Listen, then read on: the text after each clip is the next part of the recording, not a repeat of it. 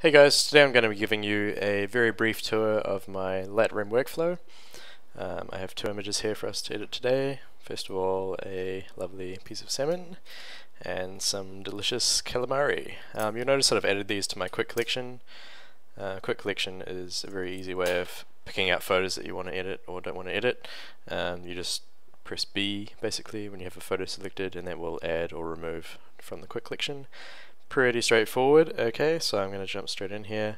Once you have your photos ready to go into develop. Very quickly, what I usually do is first bump the contrast just until the blacks start to disappear. You'll notice at the top part of the image here that it's quite dark, and the more contrast I add, the details are kind of lost, so you just back it off until you still have all the details. Personal preference, I tend to shoot photos on the underexposed side, usually about a third or two-thirds of a stop. So my next step is usually to just up the exposure slightly until it looks about right, so that's kind of nice. The other thing with food photos, of course, is that they tend to be kind of light and airy, and so there's no harm in boosting this up just a little bit. Okay, the next step is assessing the level of the color. Adding contrast actually boosts the color quite a bit. You'll notice zero contrast versus what I had before. The colors really pop quite a lot, but you can also add, I usually use the vibrance slider to add a little color in there as well, just until it looks, you don't want to go too far and have it look fake, so you just want to keep it subtle. Yeah, so that'll do it for this image, I think. So the next step is to export it. I usually go into File Export and specify a subfolder. So let's put this one in Test 3, export that one, and move on to our calamari, which we have here. You'll notice that I shot this at f4, which was the widest that my lens could go in this case, and I shot at ISO 1600, which is going to be causing a lot of noise, which you can see kind of up in the corner here.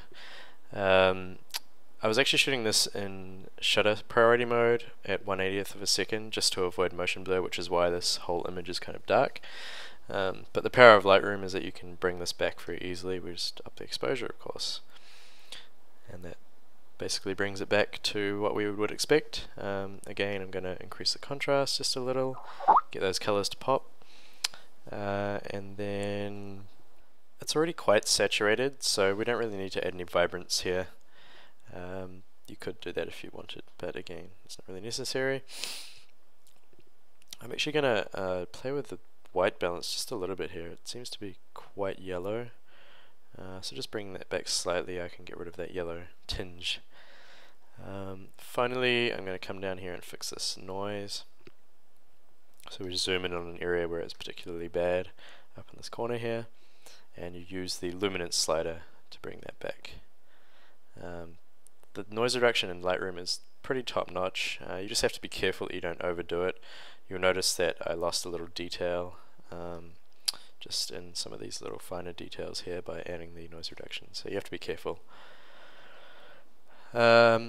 Finally, I'll just show one quick little tip. You see this a lot in photos these days, especially the photos that you find out of iPhone apps like Instagram and all those. They tend to do this split toning or bleach bypass or whatever you want to call it. You just come down here to the split toning section, add a bit of contrast, add a bit of saturation on the highlights and the shadows, and you want to pick out colors that are kind of opposite each other in the spectrum. A typical usage would be kind of a yellowy color and a bluey color. Yeah, and you just fiddle around with that until it looks kind of right. Something like that. And you can toggle this on and off just to see the difference that it made. And in this case, I think it kind of adds something, so I'm going to keep it.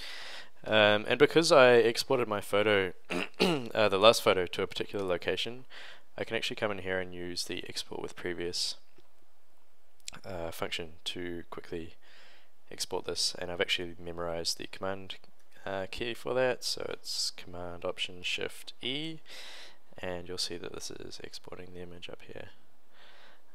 And so that this way you can very quickly go through your photos, edit them, and then export them with one key press.